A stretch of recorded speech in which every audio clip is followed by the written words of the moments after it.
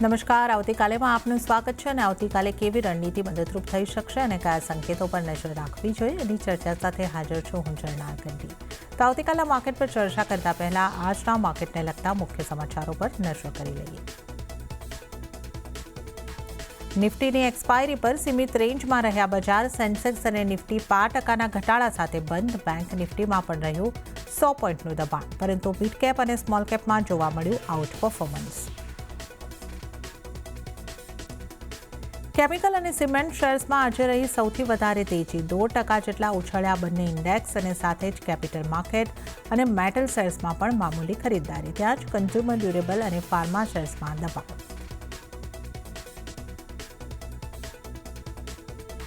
સૌથી મોટા એન્જિન કરાર બાદ ઇન્ડિગોમાં આવી 2%ની તેજી. કંપની 510 એરબસ વિમાનો માટે ખરીદશે 1000થી વધુ એન્જિન. CFM સાથે થયો કરાર. બેંગલુરુમાં એન્જિન MRO થશે સ્થાપિત. બજાજ ઓટોએ જાહેર કર્યા અનુમાનથી સારા પરિણામ. કંપનીનો નફો 42% વધ્યો. વોલ્યુમ પણ વાર્ષિક ધોરણે 29% વધ્યો. કંપનીનો એક્સપોર્ટ રેકોર્ડ હાઈ પર પહોંચ્યો. Q1માં સ્થાનિક આવકમાં EV પોર્ટફોલિયોનું યોગદાન રહ્યું 30%. સોનામાં તેજીથી ચમક્યા ગોલ્ડ ફાઇનાન્સ શેર. 4%ના ઉછાળા સાથે રેકોર્ડ હાઈ પર પહોંચ્યો મણપ્પુરમ ફાઇનાન્સ અને સાથે જ મુથુટ ફાઇનાન્સમાં પણ 3%ની ઉપરની તેજી. બીજી તરફ ચાંદીમાં તેજીથી હિન્દ ઝિંકમાં તેજી. અને પરિણામની દ્રષ્ટિએ આવતીકાલે મોટો દિવસ. નિફ્ટીની 3 કંપનીઓ DRL, ઇન્ટરનલ અને નેસ્લેના પરિણામ થશે જાહેર. ડોક્ટર રેડ્ડીઝનો 53% ઘટી શકે છે નફો. માર્જિનમાં દબાણ શક્ય અને સાથે જ યુનાઇટેડ સ્પિરિટ્સ, HPCL, BPCL સહિત વાયદાની 9 કંપનીઓના પરિણામો પર રહેશે નજર.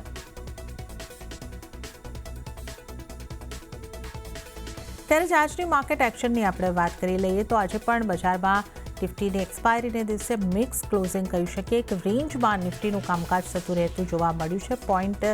સેન્સેક્સની વાત કરીએ તો 0.31%ના દબાણ સાથે 77,470 ઉપર સેન્સેક્સ બંધ થયો છે. નિફ્ટીની વાત કરીએ તો 0.21%ના દબાણની સાથે 24,187 ઉપર નિફ્ટી બંધ થયો છે.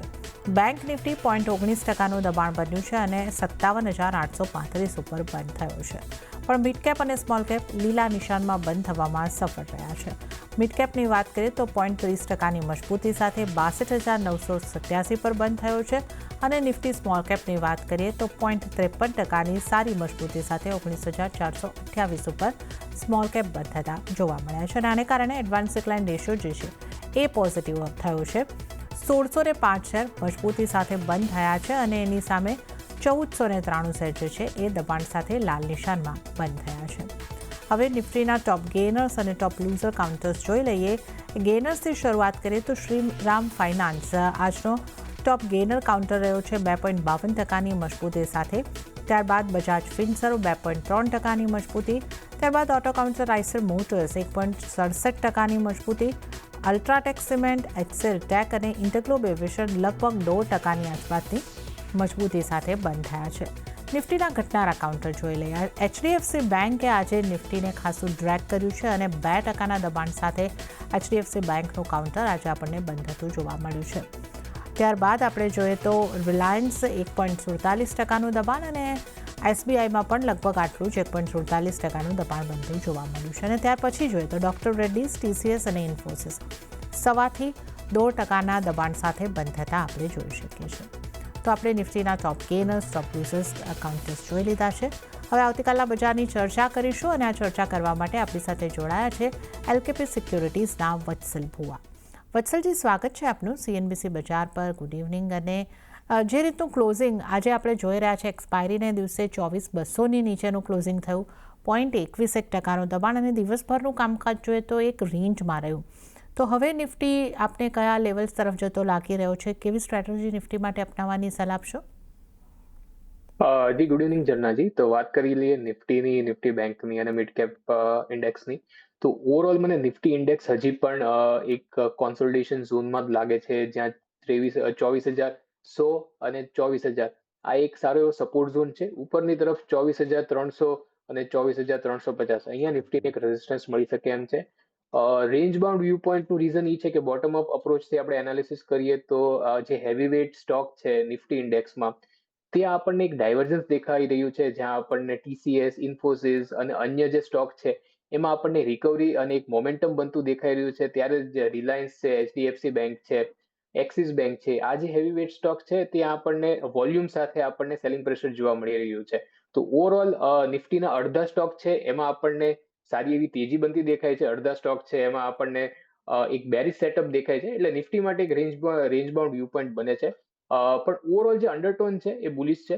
એટલે જો 24,100 થી 24,050 ના લેવલ મળતા હોય તો એકવાર ત્યાં બાય કરીને ચાલી શકાય એમ છે. 23,950 નો એક સ્ટોપ લોસ રાખી શકાય એમ છે અને 24,350 ના ટાર્ગેટ એક્સપેક્ટ કરીને ચાલી શકાય એમ છે.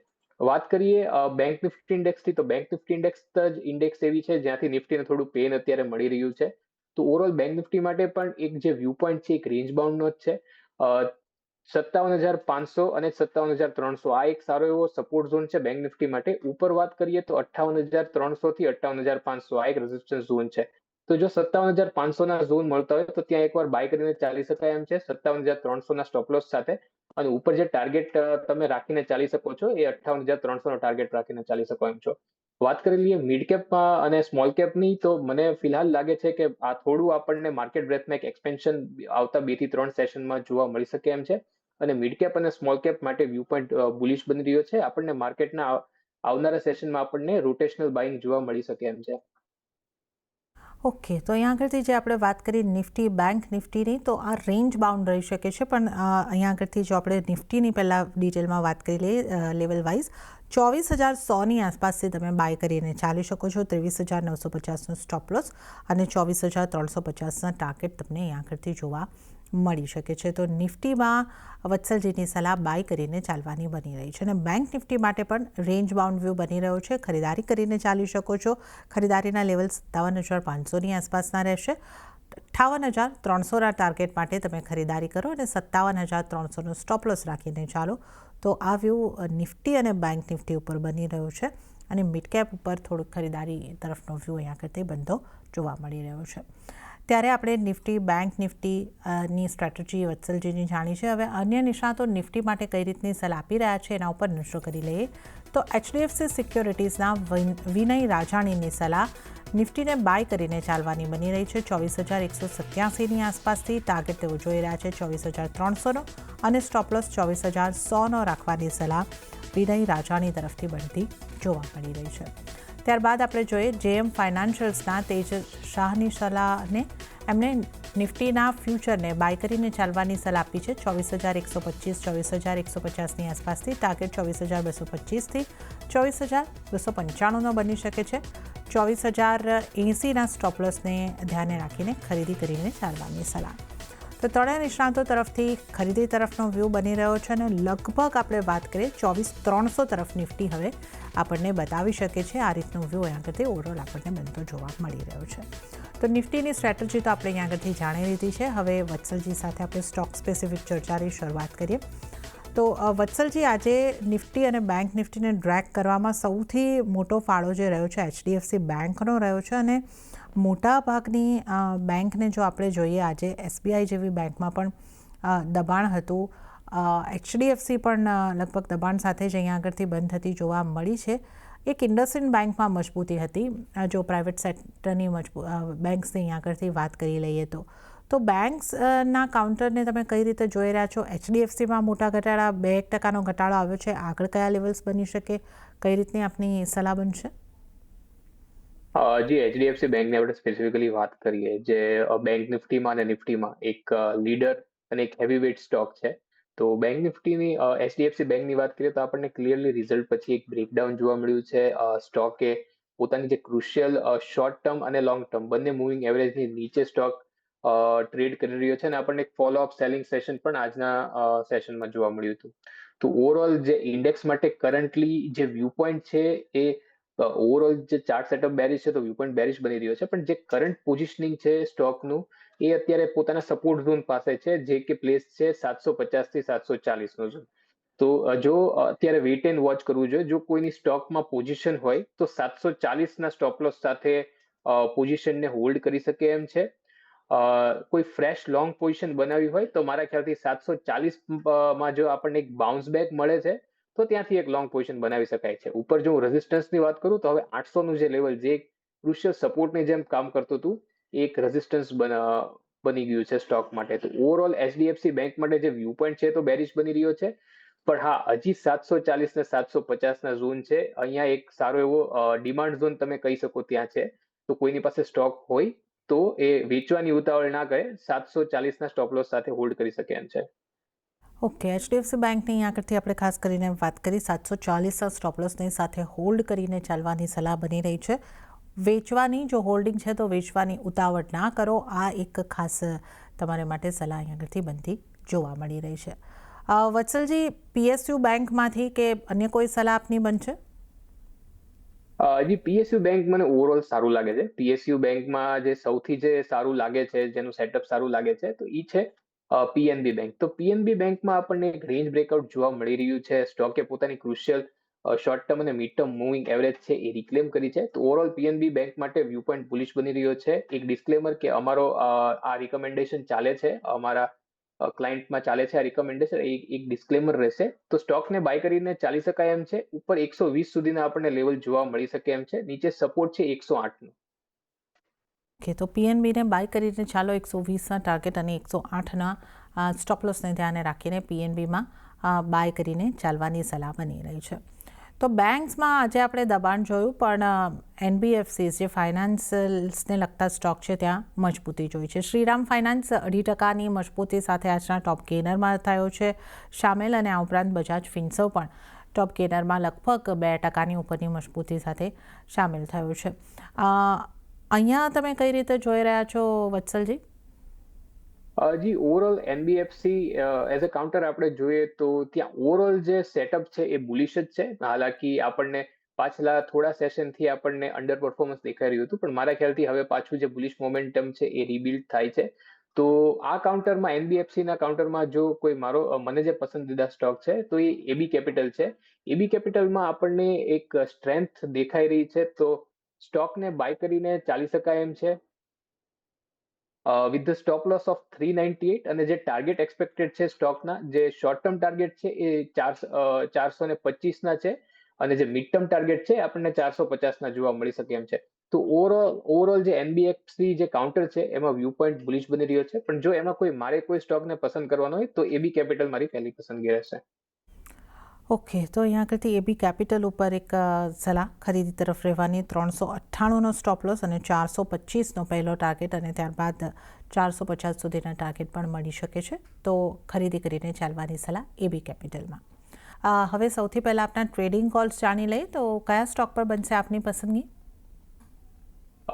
જી, મારા બે ટ્રેડિંગ કોલ્સ રહેશે. પહેલો જે સ્ટોક રહેશે એ છે યુબીએલ. તો યુબીએલમાં આપણને ક્લિયરલી એક કોન્સોલિડેશન બ્રેકઆઉટ જોવા મળ્યું છે. આ એક 2 થી 3 સેશનની વેલિડિટી વાળો એક શોર્ટ ટર્મ કોલ રહેશે. સ્ટોકને બાય કરી શકાય એમ છે. સ્ટોકે બધી જે ક્રુશિયલ મૂવિંગ એવરેજ છે એને રિક્લેમ કરી છે. તો 404નું જે ક્લોઝિંગ છે ત્યાં સ્ટોકને બાય કરી શકાય એમ છે. 1375નો એક સ્ટોપ લોસ રાખવાનો રહેશે અને ઉપર 1450નો ટાર્ગેટ એક્સપેક્ટ કરીને ચાલી શકીએ એમ છે. સેકન્ડ જે કોલ રહેશે એ રહેશે અનંતરાજમાં. તો અનંતરાજનું જો ચાર્ટ સેટઅપ જોઈએ તો સ્ટોક પોતાના જે સપ્લાય ઝોન છે એની ઉપર સ્ટ્રોંગલી સસ્ટેન કરી રહ્યો છે, પોતાની ક્રુશિયલ મૂવિંગ એવરેજની ઉપર સસ્ટેન કરી રહ્યો છે અને સપ્લાય ઝોનને પણ સરપાસ કર્યું છે. તો ઓવરઓલ સ્ટોકમાં એક બુલિશ વ્યૂ પોઈન્ટ બને છે. સ્ટોકને બાય કરી શકાય એમ છે. એક સ્ટોપ લોસ રાખવાનો રહેશે 588નો અને ઉપર જે ટાર્ગેટ એક્સપેક્ટેડ છે 650ના ટાર્ગેટ એક્સપેક્ટ કરીને ચાલી શકે એમ છે. ઓકે, તો વત્સલજીની પસંદગીના બે સ્ટોક ટ્રેડિંગ કોલ્સ ઉપર અહીંયા આગળથી નજર કરી લઈએ. તો પહેલો ટ્રેડિંગ કોલ જે બની રહ્યો છે યુબીએલ યુનાઇટેડ બ્રેવરીઝ, ખરીદી કરીને ચાલવાની સલાહ અહીંયા આગળથી બની રહી છે. 1375નો તમારે સ્ટોપ લોસ ધ્યાને રાખવાનો રહેશે અને 1450ના ટાર્ગેટ માટે યુબીએલમાં ખરીદી કરીને ચાલવાની સલાહ. અને આ ઉપરાંત બીજો જે પસંદગીનો સ્ટોક વત્સલજીનો બની રહ્યો છે અનંતરાજ, ખરીદી કરીને ચાલો 588ના સ્ટોપ લોસ અને 650ના ટાર્ગેટ માટે અહીંયા ખરીદી કરીને ચાલવાની સલાહ બનતી જોવા મળી રહી છે. આ ઉપરાંત આજના સેશનની આપણે વાત કરીએ, આપણે બેંક, ફાઇનાન્શિયલ્સ આ બધાની વાત પહેલાં કરી લીધી. ગોલ્ડ ફાઇનાન્સને લગતી કંપનીઓમાં ખાસી મજબૂતી આપણને જોવા મળી. ખાસ કરીને જો મણપ્પુરમ ફાઇનાન્સની વાત કરીએ તો લગભગ રેકોર્ડ હાઈ અહીંયા આગળથી જોવા મળ્યો છે. મુથુટ ફાઇનાન્સમાં પણ 3 થી 3.5% તેજી જોવા મળી છે. તો ગોલ્ડ ફાઇનાન્સિંગ સ્ટોક પર વત્સલજી આપનો વ્યૂ કઈ રીતનો રહેશે? ગોલ્ડ ફાઇનાન્સિંગ સ્ટોક જે મુથુટ ફાઇનાન્સ ને મનપ્પુરમ ફાઇનાન્સ બે જે સ્ટોક છે તો એમાં ક્લિયરલી જે એક સ્ટોક આ બંનેની વચ્ચે અમને ગમી રહ્યો છે, જેમાં ટેકનિકલ સ્ટ્રેન્થ દેખાઈ રહી છે, તો એ છે મનપ્પુરમ ફાઇનાન્સ. મનપ્પુરમ ફાઇનાન્સની વાત કરીએ તો એક સ્ટ્રોંગ રેઝિસ્ટન્સ જે 340 થી 343 નો આ એક 1% નો એક જે સ્ટ્રોંગ રેઝિસ્ટન્સ હતો એની ઉપર આ સ્ટોક આપણને બ્રેકઆઉટ જોવા મળ્યું છે. સ્ટોક પોતાની કી મૂવિંગ એવરેજની ઉપર સસ્ટેન કરી રહ્યું છે અને RSI ઇન્ડિકેટ કરે છે કે સ્ટોકમાં એક સારું મોમેન્ટમ બની રહ્યું છે અને આગળ પણ કન્ટિન્યુએશન આપણને જોવા મળી શકે એમ છે. તો સ્ટોકને બાય કરીને ચાલી શકાય એમ છે. 338 નો એક સ્ટોપ લોસ રાખવાનો રહેશે અને આપણને 380 સુધીના આપણને મિડ ટર્મમાં લેવલ જોવા મળી શકે એમ છે. તો એક બુલિશ વ્યૂ પોઈન્ટ સાથે, એક બુલિશ બાયસનેસ સાથે સ્ટોકને બાય કરીને ચાલી શકાય એમ છે. ઓકે, તો અહીંયા આગળથી એક ગોલ્ડ ફાઇનાન્સિંગ કંપનીઓમાં કેવો વ્યૂ રાખવો, મનપ્પુરમ ફાઇનાન્સને ખરીદી કરીને ચાલવાની સલાહ અહીંયા આગળથી બનતી જોવા મળી રહી છે. અને હવે આપણે ખાસ વાત કરી લઈએ કેમિકલના સ્ટોક અને સ્પેશિયાલિટી કેમિકલના સ્ટોક છે. એની ચર્ચા આપણે ગઈકાલે પણ કરી હતી. આજને માટે કેમિકલ સ્ટોકમાં નજર રાખવાની વાત કરી હતી અને આજે ગુજરાત ફ્લોરોકેમ અહીંયા પણ લગભગ 52 વીક હાઈની આસપાસ પહોંચ્યા છે. આપણે 0.7% તેજી અને HSCL હિમાદ્રી સ્પેશિયાલિટી કેમિકલ આ બંને સ્ટોકમાં ખૂબ સારી મજબૂતી જોવા મળી છે. હવે 2 દિવસની સતત મોટી મજબૂતી બાદ અહીંયા તમારો વ્યૂ કઈ રીતનો બનશે વત્સલજી? સૌથી પહેલા આપણે વાત કરી લઈએ નિફ્ટી કેમિકલ ઇન્ડેક્સની. તો નિફ્ટી કેમિકલ ઇન્ડેક્સમાં જ આપણને આજે એક બ્રેકઆઉટ જોવા મળ્યું છે, આપણને એક રેન્જ બ્રેકઆઉટ જોવા મળ્યું છે. તો ઓવરઓલ જે ઇન્ડેક્સ છે અને ઇન્ડેક્સના અમુક જે સ્ટોક છે જેમાંથી એક ગુજરાત ફ્લોરોકેમિકલ છે અને HSCL છે, તો બંને માટે એક બુલિશ વ્યૂ પોઈન્ટ બની રહ્યો છે. પણ જો વાત કરીએ ગુજરાત ફ્લોરોકેમની, તો મારા ખ્યાલથી ગુજરાત ફ્લોરોકેમમાં ઓલરેડી આપણને એક સારી એવી તેજી જોવા મળી છે. હાલાકી એક બ્રેકઆઉટ જોવા મળ્યું છે આપણને. તો કરંટ લેવલથી બાય ન કરતા પણ એક પ્રોફિટ બુકિંગ સેશન કે કરેક્ટિવ વેવ આવે ત્યારે આપણે સ્ટોકને બાય કરી શકીએ એમ છે. તો ઓવરઓલ 4450 થી 4500 ના ઝોનમાં સ્ટોકને બાય કરી શકાય એમ છે. નીચે તમારે એક 4250 નો સ્ટોપ લોસ રાખવાનો રહેશે અને ઉપર જે ટાર્ગેટ એક્સપેક્ટેડ છે 5000 ના આપણને મિડ ટર્મમાં ટાર્ગેટ મળી શકે એમ છે. તો એક કરેક્ટિવ વેવમાં બાય કરવાની સલાહ રહેશે. 4450 થી 4500 ના જો લેવલ્સ મળે છે તો આ ઝોનમાં બાય કરીને ચાલી શકાય એમ છે. 4250 નો એક સ્ટોપ લોસ રાખવાનો છે અને ઉપર 5000 સુધીના ટાર્ગેટ રાખીને ચાલી શકાય એમ છે. ઓકે, તો ગુજરાત ફ્લોરો પર અહીંયા કરતી ઘટાડે ખરીદી કરો. 4450 4500ના રેન્જમાં બાઇંગ કરો. 4250નો સ્ટોપ લોસ, 5000ના ટાર્ગેટ. આના ઉપરાંત હવે આપણે આવી જઈએ ઓટો સ્ટોક્સ પર. આજે TVS મોટર્સ, બજાજ ઓટો આના પરિણામ હતા. એમાં એક સારી મજબૂતી જોવા મળી. મારુતિ પણ ફોકસમાં રહ્યો, ત્યાંથી કિંમત વધારાના સમાચાર પણ આવતા જોવા મળ્યા. તો ઓટો સ્ટોક્સમાંથી કયા સ્ટોક પર આપ નજર રાખવાની કે કોઈ સલાહ આપશો? આપની વ્યૂ ઓટો કાઉન્ટરમાંથી ક્યાં રહેશે? જી, ઓટો કાઉન્ટર ઉપર ઓવરઓલ તો મારો એક રેન્જ બાઉન્ડ વ્યૂ બની રહ્યો છે. પણ જો આ કાઉન્ટરમાંથી મને રિસન્ટ જે ડેવલપમેન્ટ થયા છે એની ઉપર જો કોઈ સ્ટોક પસંદ આવી રહ્યો હોય તો એ સ્ટોક છે TVS મોટર્સ. તો TVS મોટર્સમાં આપણને સ્ટોકમાં ક્લિયરલી જે ફોલિંગ ટ્રેન્ડ લાઇન છે, ઇમિડિયેટ ફોલિંગ ટ્રેન્ડ લાઇન, સ્ટોકે એની ઉપર ક્લોઝિંગ આપેલું છે. તો એટલે સ્ટોક માટે એક બુલિશ વ્યૂ પોઈન્ટ બની રહ્યો છે. સ્ટોકનું ક્લોઝિંગ હતું 3792.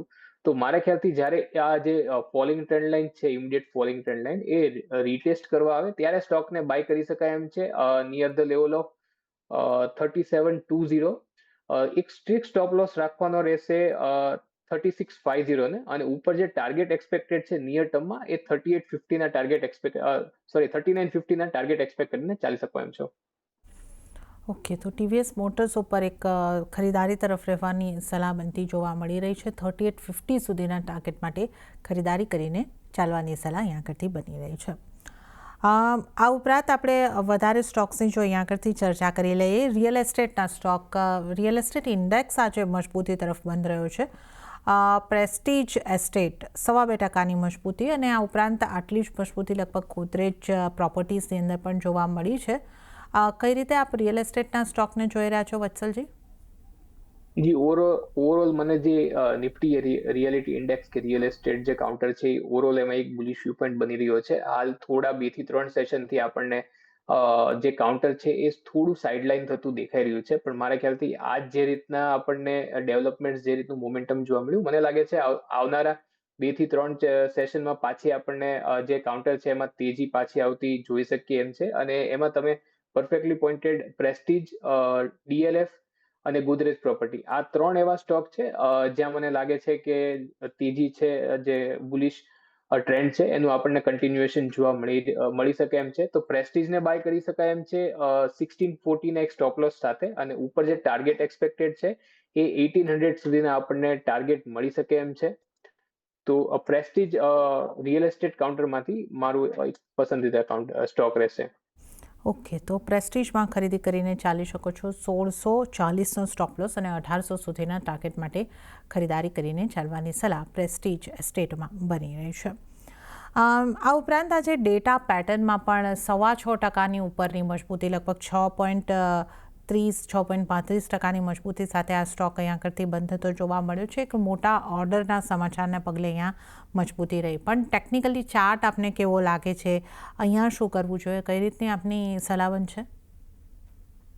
જી, ડેટા પેટર્નના જો ચાર્ટની વાત કરીએ તો એક અપટ્રેન્ડ પછી સ્ટોકમાં આપણને થોડું એક કરેક્ટિવ ફેઝ બનતો દેખાઈ રહ્યો હતો. સ્ટોક પોતાની જે 50 ડીએમએ પાસે જ આપણને એક સારી એવી બાઇંગ જોવા મળી છે. પણ મારા ખ્યાલથી આમાં હજી એક સેશનની રાહ, ફોલોઅપ સેશનની રાહ જોવી જોઈએ, અને સ્ટોકમાં એક બાઇંગ પોઝિશન, લોંગ પોઝિશન ત્યારે જ લેવી જોઈએ જ્યારે સ્ટોક ક્લોઝિંગ આવે છે અબાઉ ધ લેવલ ઓફ 4350. તો 4350 ની ઉપર જ્યારે સ્ટોક ક્લોઝિંગ આપે છે ત્યારે આપણને પાછો અંદર એક કન્ટિન્યુએશન જોવા મળી શકે એમ છે બુલિશ ટ્રેન્ડનો, અને આપણને 4900 સુધીના લેવલ્સ જોવા મળી શકે એમ છે. નીચે જો સ્ટોકનો સપોર્ટની વાત કરીએ તો 3950 સ્ટોકનો એક સારો એવો સપોર્ટ છે. ઓકે, તો આપણે ડેટા પેટર્નની વાત કરી, સપોર્ટ લેવલની વાત કરીએ તો 3950ને તમે ધ્યાને રાખીને ચાલી શકો છો, અને જણાવેલા અન્ય લેવલ્સને પણ ધ્યાનમાં રાખીને ડેટા પેટર્ન્સ ઉપર તમે વ્યૂ બનાવી શકો છો. બાય સાઇડ રહી શકો છો 4900ના ટાર્ગેટ માટે. 3950નો સ્ટોપ લોસ ધ્યાને રાખો. ઇન્ડિગોની વાત કરી લઈએ. અહીંયા પણ સમાચારોના પગલે અને એક કરારને સમાચારો બાદ અહીંયા આગળથી એક સારી મજબૂતી આવતી આપણને જોવા મળી છે. લગભગ 1.5% મજબૂતી સાથે ઇન્ટરગ્લોબ એવિએશન, ઇન્ડિગોનું કાઉન્ટર આજે બંધ થયું છે. ઇન્ડિગો માટે આપની કઈ રીતની સલાહ રહેશે? જી, ઇન્ડિગો માટે ઓવરઓલ જે વ્યૂ પોઈન્ટ છે તો બુલિશ જ રહેશે. હાલના જે ક્રૂડના થોડા ઉછાળાના ઓલાથી, સમાચારથી, અને જે યુએસ અને ઈરાનની વચ્ચે ચાલે છે એમાં આપણને સેન્ટિમેન્ટ થોડું બગડતું દેખાઈ રહ્યું હતું. પણ સારી વાત એ છે કે સપોર્ટ લેવલથી આપણને સારું એવું પાછું બાઇંગ જોવા મળ્યું, અને stock has bounce back to 5300 levels. તો ઓવરઓલ જે વ્યૂ પોઈન્ટ છે સ્ટોક માટે બુલિશ બની રહ્યો છે. સ્ટોકને બાય કરીને ચાલી શકાય એમ છે. એક સ્ટોપ લોસ રાખવાનો રહેશે 5120નો, અને ઉપર જે ટાર્ગેટ એક્સપેક્ટેડ છે 5700 સુધીના આપણને ટાર્ગેટ જોવા મળી શકે એમ છે. ઓકે, તો ઇન્ટરગ્લોબ એવિએશન ઉપર બુલિશ વ્યૂ, ખરીદારી કરીને ચાલી શકો છો. 5120નો સ્ટોપ લોસ અને 5700 સુધીના ટાર્ગેટ માટે તમે ખરીદારી કરીને ચાલી શકો છો. તો ઇન્ટરગ્લોબ એવિએશન પર આ ખાસ સલાહ તમારા માટે બની રહી છે. અને ત્યારે જ વત્સલજી, સમય થઈ રહ્યો છે આપની પાસેથી રજા લેવાનો, તો આપના કોઈ ડિસ્ક્લોઝર? જે આપણે જેટલા સ્ટોક અંગે ચર્ચા કરી એ મારા પર્સનલ પોર્ટફોલિયોમાં નથી, પણ ક્લાયન્ટના કે કંપનીના પોર્ટફોલિયોમાં હોઈ શકે એમ છે. જી વત્સલજી, તો આપનો ખૂબ ખૂબ આભાર અમારી સાથે જોડાવા બદલ, અને આ તમામ સ્ટોક્સ અંગે ચર્ચા કરવા બદલ આપનો આભાર. તો આ સાથે જ આવતીકાલેમાં હાલ પૂરતું આટલું જ. હાલ મને આપશો રજા, પણ વધુ અપડેટ અને સમાચારો માટે આપ જોતા રહો CNBC બજાર. નમસ્કાર.